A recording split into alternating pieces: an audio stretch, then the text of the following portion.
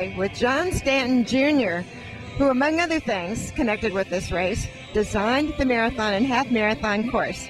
And we have a few things to ask you about that. First of all, how did you decide to include so many loops in the course?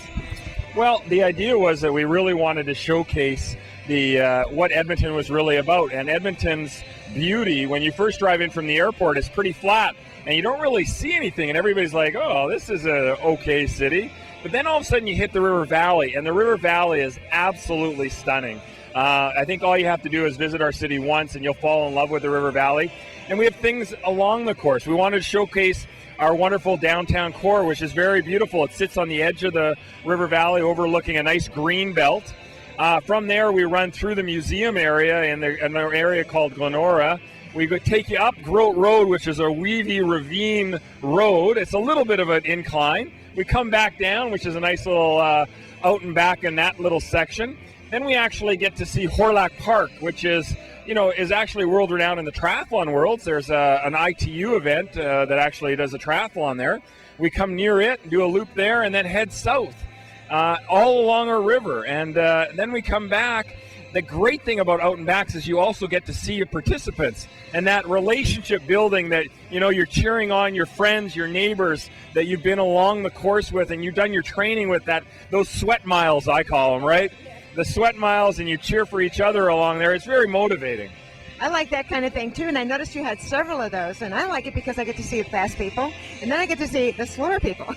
Absolutely, yeah. It's nice to be. I'm definitely not one of the faster people, but when I'm running in a race, I think it's real fun to see the elites and see exactly what's happening at the elite race, and see it, and also be a little bit of a spectator because I love the sport too. I really enjoy running. So for those people that are like me, that are mid to back of the packers, that just love running, you get to watch the race occur as well. Right, I like that part too, and you also get a chance to see the University Experimental Farm. Absolutely, yeah. We run right through the university, the entire area.